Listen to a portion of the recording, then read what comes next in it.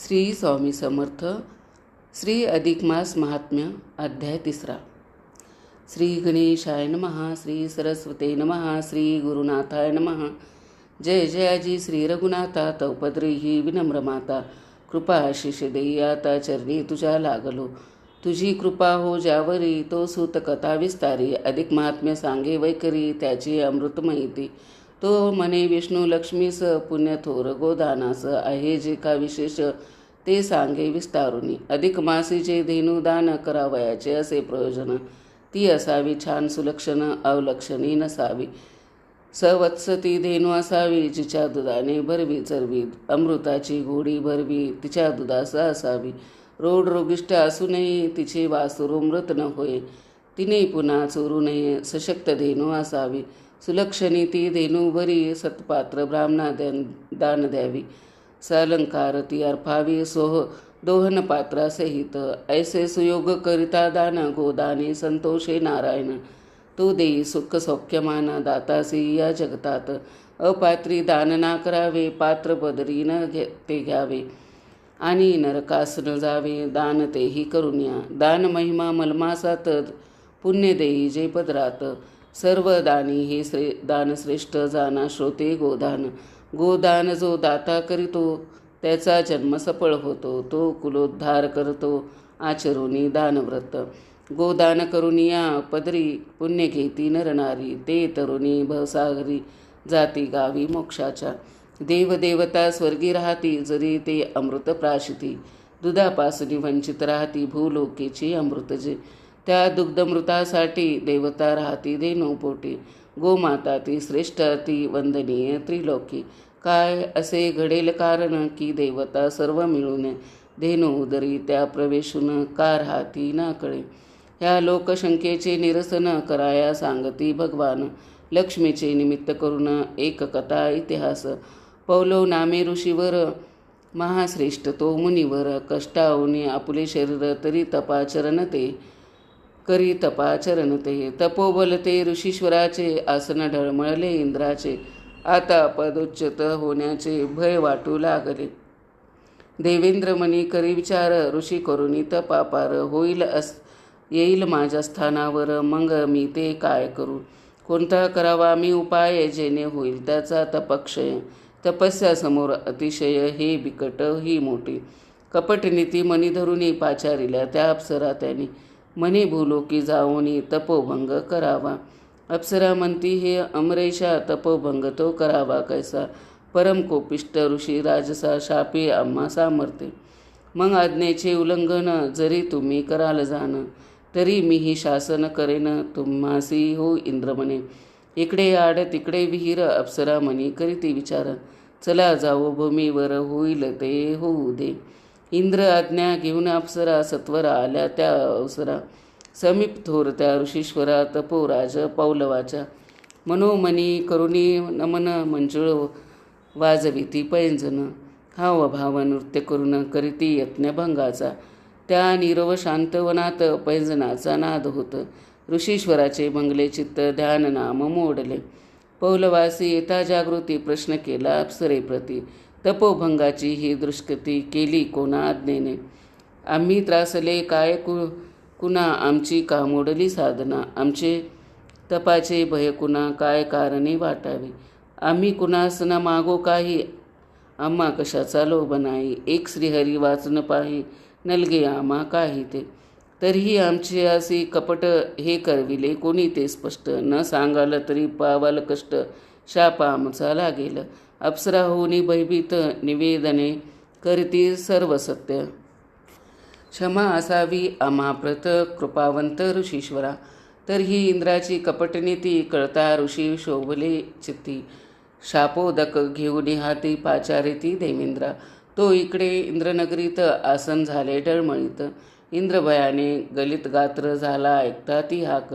कंप सुटला सर्वांगास इंद्र पळाला ब्रह्मनगरीस. ब्राह्मणाचे लागून पदास म्हणे माते रक्षावे.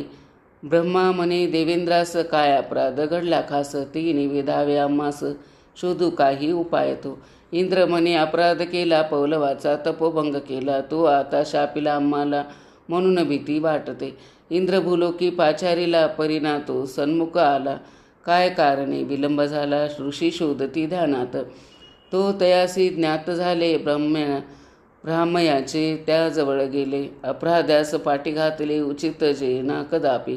ऋषी म्हणे ब्राह्मण्यासी इंद्र घालुनी पाठीसी. तू पापाचा वाटेकरी होसी तुझसी आता शापीन.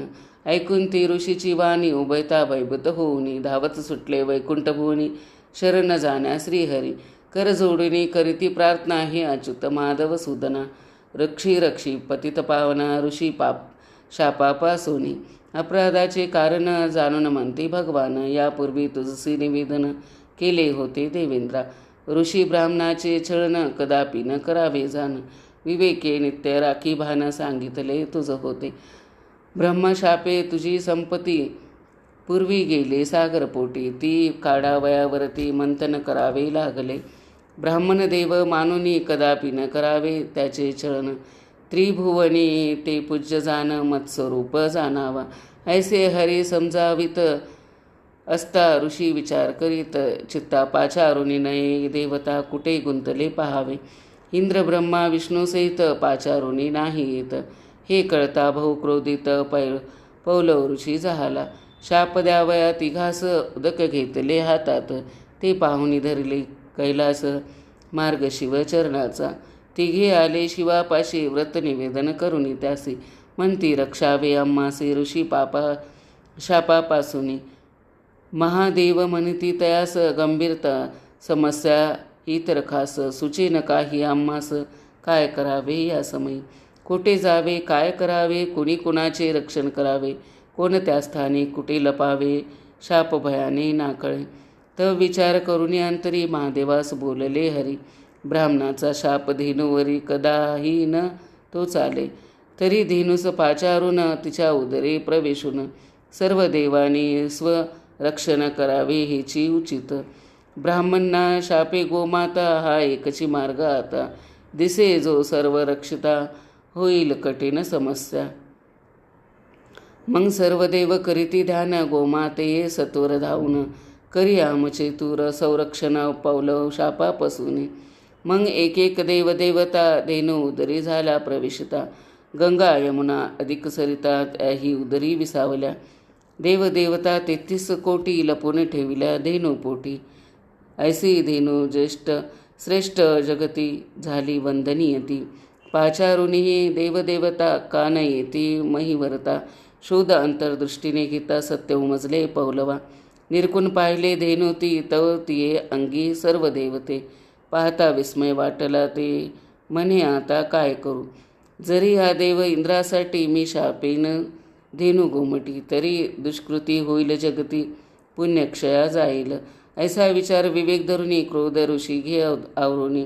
धेनू मातेस नमस्कारुनी करी क्षमा सर्वास. ऋषी ब्राह्मण संत सज्जन क्षमा दया शांती ही खून. त्याची असेही हे घ्या जाणून परोपकारी श्रेष्ठते. पौलवाची क्षमाशीलता जिंकून गेली सर्व देवता. पुरभूनी ऋषीच्या मनोरथ नेले तयास वैकुंठी. ऐसी ही कथा सर्व सांगुनी केले शंकेचे निरसन. की धेनू उदरी काय म्हणून देवता सर्व निवासिला. सर्व देवता घेऊन पोटी गौतमी जगी पावली ख्याती. वंदनीय ती झाली जगती आली पावली देवत्व. म्हणून यामल मासात सुंदर धेनू द्यावी दानात. तेने पुण्य घडे पदरात बहु नर नारीच्या. पापनाशी पुण्य वाढावी धेनू सेवा आहे बरवी. दात्याचा ती मान वाढवी देई सौख्य समाधान. इति श्री अधिक मास महात्म्य ग्रंथ पद्मपुराणीचे समंत गोविंदतनय विरचित गोड अध्याय 3 हो. इति अधिक मास महात्म्य तृतीयोऽध्यायः. ओम नमो भगवते वासुदेवाय पुरुषोत्तमाय. श्री स्वामी समर्थ.